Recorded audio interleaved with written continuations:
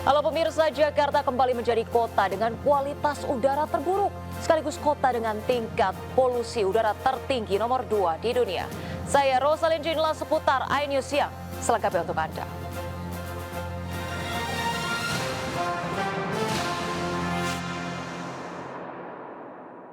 Pemirsa, kericuhan terjadi saat demo mahasiswa di Mapolres Cirebon menuntut pengusutan tuntas kasus kematian Vina dan Eki.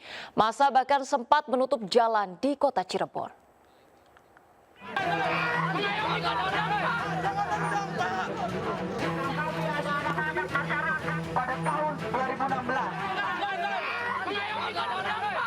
Kericuhan unjuk rasa penuntasan kasus pembunuhan Vina Eki terjadi di depan Mapolres Cirebon.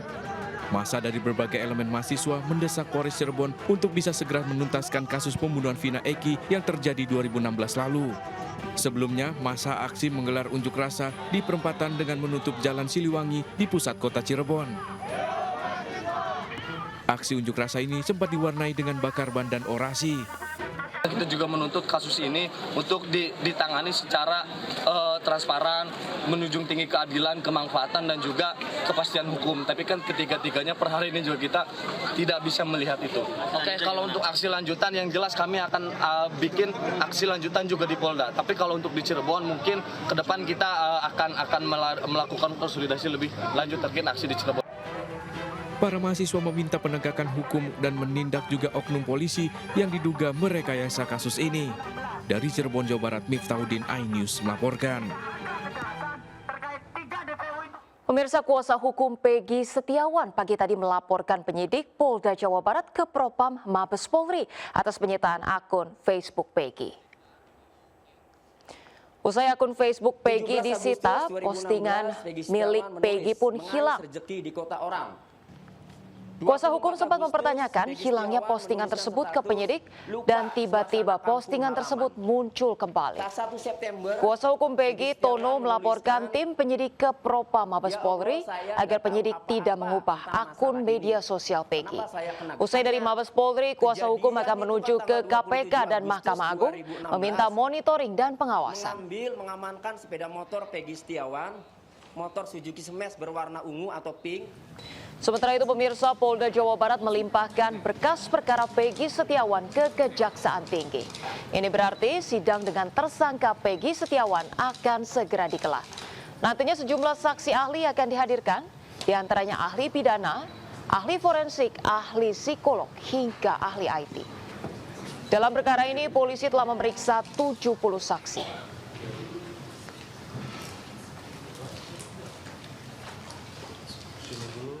Pemirsa, puluhan pabrik tekstil di tanah air tumbang dan terpaksa melakukan PHK massal. Ribuan buruh kini kehilangan pekerjaan dan belum ada kejelasan nasib mereka.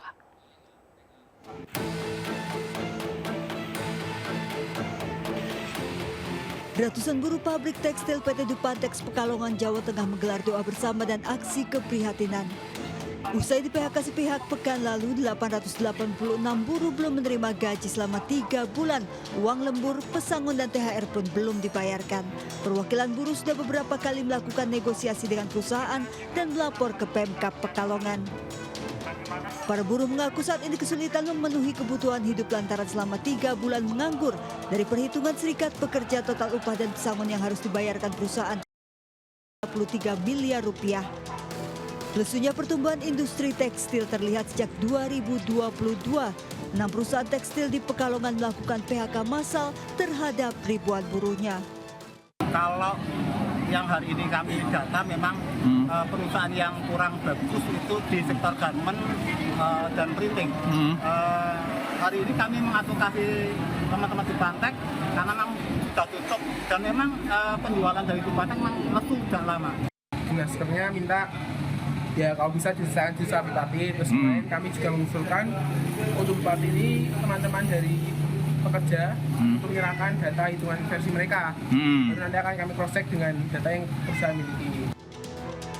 Asosiasi Pertekstilan Indonesia API mencatat hingga Mei 2024 30 pabrik tekstil di tanah air bertumbangan dan mem-PHK 4.700 tenaga kerja. Selain turunnya permintaan ekspor, pasar dalam negeri juga lesu lantaran banjir produk impor dan harganya lebih murah dibanding produk dalam negeri, diperparah Permendak nomor 8 tahun 2024. Bahwa produk-produk yang masuk ke Indonesia ini adalah dalam bentuk pakaian jadi dan harganya mereka pun juga sangat murah gitu. Nah, ini kan akan memicu orang untuk membeli produk-produk dari yang masuk dari luar ini gitu ketimbang membeli barang-barang yang dari produsen di dalam negeri. Dan kami juga mendapat informasi mungkin bakal ada sejumlah kontainer yang jumlahnya juga yang tidak kecil dan itu akan masuk lagi juga ke Indonesia gitu. Kami tidak bisa membayangkan kalau itu benar-benar dibiarkan masuk gitu ya. Asosiasi Pertekstilan meminta pemerintah meninjau aturan ini. Jika tidak, ancaman PHK massal menghantui dan bisa saja industri tekstil tanah air akan tinggal sejarah. Tim Liputan iNews melaporkan. Pemirsa, Menteri Keuangan Sri Mulyani menyoroti penyebab tumbangnya industri tekstil yang menyebabkan PHK massal. Selain banjir produk impor, hal ini juga memicu praktik dumping, yakni menjual barang lebih murah. Tapi kemarin-kemarin ini memang banjir, kan kejadian banjirnya banyak sekali sampai Tanah Abang waktu itu sepi, menyebabkan kita mencoba memperketat masuk barang-barang, tapi kemudian menimbulkan ekses dampak kepada para penumpang. Dan ini kemudian direlaksasikan lagi. Jadi kita akan terus berkomunikasi dengan kementerian terkait mengenai tekstil, kemudian besi baja. Itu adalah dua yang paling menjadi fokus karena di dunia terjadi ekses kapasitas, terjadi banyak sekali dumping, dan kita juga harus hati-hati terhadap kebutuhan kita melindungi ekonomi kita di dalam negeri. Pemirsa, Jakarta kembali menjadi kota dengan kualitas udara terburuk, sekaligus kota dengan tingkat polusi udara tertinggi nomor 2 di dunia. Dan berikut laporan Faisal Rinaldi selengkapnya untuk Anda. Ya pemirsa, akhir-akhir ini perbincangan soal kualitas udara di kota Jakarta terus menjadi perbincangan hangat. Pasalnya memang kota Jakarta ini menjadi salah satu kota dengan tingkat polusi tertinggi di dunia. Menurut data yang kami dapatkan dari laman atau website pengukuran kualitas udara IQR, bahwa pada hari ini indeks kualitas udara di kota Jakarta ada di angka 168. Artinya pemirsa, di angka tersebut memang kualitas udara di kota Jakarta masuk ke kategori tidak sehat. Dan dari laman IQR tersebut pula bahwa tercatat bahwa kota Jakarta ada di peringkat kedua dengan polusi tertinggi di dunia. Lantas komentar warga Jakarta seperti apa, kita tanyakan langsung saja pemirsa. Akhir-akhir ini memang polusi tinggi ya. Yang abang rasakan gimana sih bang? Apa ada keluhan-keluhan bang? Ya, ini membuat sesak napas, jadi masuk ke udara itu, jadi membuat tidak baik lah untuk fasilitas di lingkungan. Itu. Jadi rumah jadi berdebu. Gitu. Baik, terima kasih bang, jaga kesehatan selalu ya bang. Ya pemirsa, memang ada beberapa himbauan yang perlu diperhatikan masyarakat di tengah udara kotor atau udara buruk pada saat ini. Di antaranya adalah memakai masker, kemudian juga menghindari aktivitas outdoor, dan juga jangan lupa untuk menutup jendela rumah agar udara yang kotor ini tidak masuk ke rumah Anda. Dari Jakarta, Faisal Rinaldi, Iriansyah, iNews melaporkan. Pemirsa, pasca pengosongan pada September 2023, klaster C Rusun Marunda terbengkalai. Bahkan saat aset-aset Rusun Marunda seperti pintu, jendela hingga kabel-kabel hilang di jarah orang.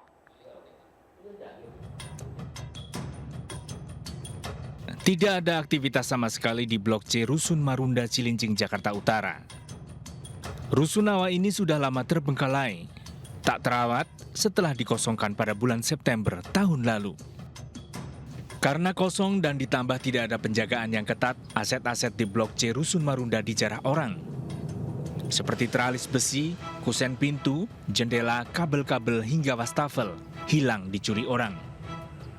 Heran sih, yang jelas ada beberapa pencurian, cuman ditangani sama keamanan yang di sini. Udah ketangkep sama bapak security yang ada di sini, dan kasus itu ditindaklanjutin sih. Ada sih barang buktinya, kita juga. Apa yang diambil apa sih Pak waktu itu? Waktu itu ya cuman barang-barang aja ini, bukan artinya penjara, bukan ya besi waktu itu. PJ Gubernur Jakarta Heru Budi Hartono meminta pihak kepolisian segera menangkap pelaku penjarahan aset di Blok C Rusunawa Marunda. Pemprov DKI juga menyatakan tidak akan membongkar Rusun Marunda. Ya, penjarahan Pak Asbak sudah koordinasi dengan Polres, dengan Polsek setempat. Ya harus ditindak, itu kan sudah melanggar hukum. Jadi apa ada rencana untuk pembongkaran rusun di di klaster C itu nggak? Nggak ada. Ya pelakunya kita tangkap aja. Pengosongan seluruh penghuni Rusun Marunda dilakukan setelah Badan Riset dan Inovasi Nasional BRIN menyatakan Rusun Marunda tidak layak huni. Kualitas bangunan rusun yang dibangun oleh Kementerian PUPR tahun 2005-2006 ini dinilai buruk. Seluruh penghuni Rusun Marunda kemudian direlokasi ke Rusun Nagrak. Dari Jakarta, Tim Liputan iNews melaporkan.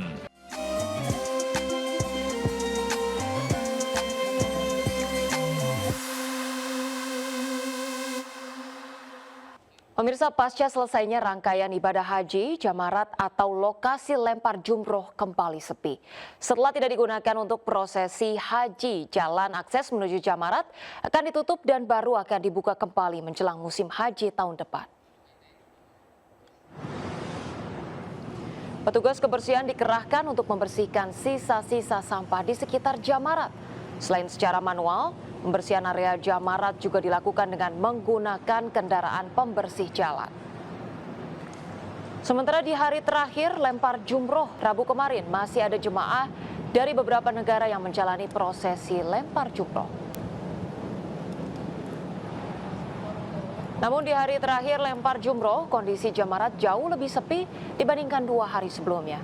Terlebih banyak jemaah haji yang memilih nafar awal yang hanya melempar jumroh 2 hari.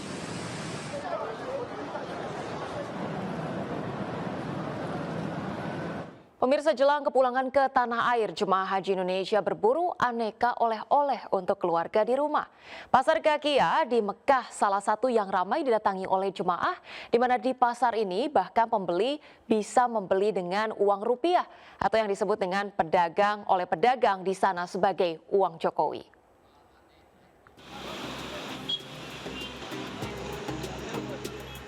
Berakhirnya prosesi ibadah haji, pasar Kakiah ramai didatangi pembeli.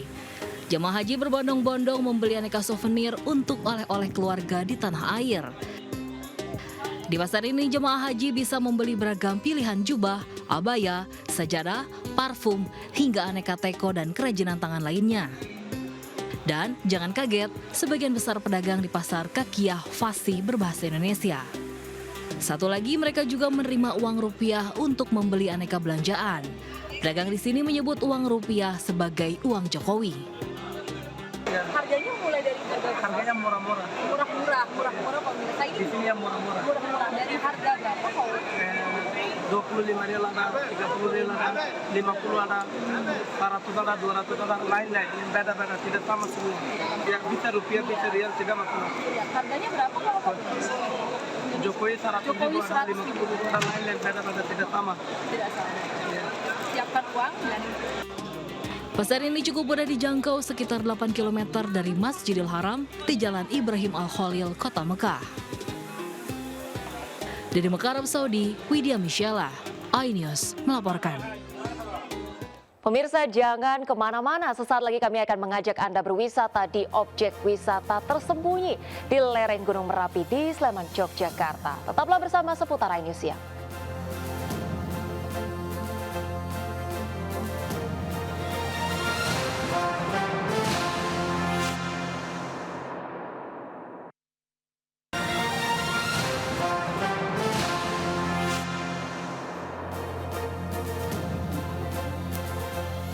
Pemirsa, terima kasih Anda masih bersama kami. Pemirsa, libur sekolah telah tiba, kami akan mengajak Anda liburan seru di objek wisata tersembunyi di lereng Gunung Merapi, Sleman, Yogyakarta. Nah, pengunjung bisa menikmati aneka wahana mulai dari bermain flying fox hingga tembak-tembakan.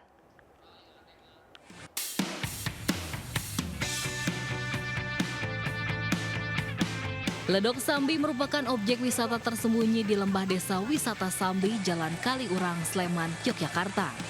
Berada di lereng Gunung Marapi, Ladok Sambi dapat ditempuh hanya dalam 30 menit dari pusat kota Yogyakarta. Di sini pengunjung tak hanya bermain air di aliran sungai yang dangkal, tapi juga bisa menikmati berbagai wahana seperti flying fox yang melintas di atas hamparan Kali Kuning. Serta bermain tembak-tembakan di area water gel gun dan paintball. Ada juga yang berkeliling Ladok Sambi menggunakan skuter listrik.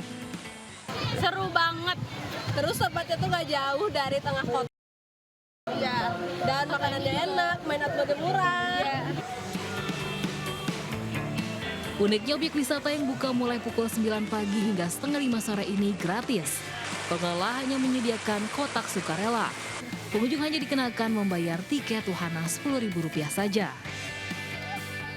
Dari Sleman, Yogyakarta, Gali Wisman, iNews melaporkan. Pemirsa, setelah liburan seru, kami mengajak Anda menikmati kuliner ikan asap di Kota Malang, Jawa Timur. Nikmatnya ikan asap, sambal mentah pedas selalu menjadi rebutan warga. Tak heran dalam sehari terjual hingga 200 porsi.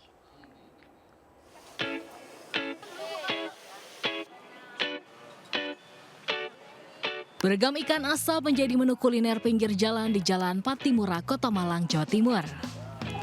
Ikan asap mulai dari manyung, dorang, gabus, cakalang, hingga cumi. Selalu diburu warga lantaran harganya yang murah, hanya Rp10.000. Pengunjung bisa memilih ikan asap digoreng ataupun disiram kuah santan pedas dengan cabai rawit utuh dan tahu. Sebagai pendamping, sambelan megilan berupa sambal mentah segar pedas yang diulek dadakan disandingkan dengan sayuran dan tempe serta bakwan jagung, menggugah cita rasa yang unik. Ikan asap terasa segar namun tidak amis dengan aroma daging asap ikan yang lembut. Ikan asap kita semuanya ambil dari Pantura, jadi dari pantai utara semua. Jadi kita nggak ambil ikan dari pantai selatan karena menurut kami ikannya itu lebih besar dan rasanya tuh lebih gurih, lebih legit gitu. Lebih seger, terus ikannya itu variannya banyak, sama gede-gede juga gitu. Ada kepala manyung, ada kepala kakap juga. Nah itu meskipun agak gede, agak susah makannya, tapi kalau pas disesep itu enak banget dan itu experience baru sih, pengalaman baru makan kayak gini. Nikmatnya menu ikan asap selalu jadi rebutan warga. Maka tak heran dalam sehari menu ikan asap bisa terjual hingga 200 porsi.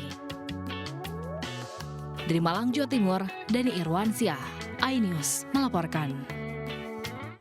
Pemirsa, jangan lewatkan laga Euro 2024 Slovenia melawan Serbia pukul 20 waktu Indonesia Barat malam ini.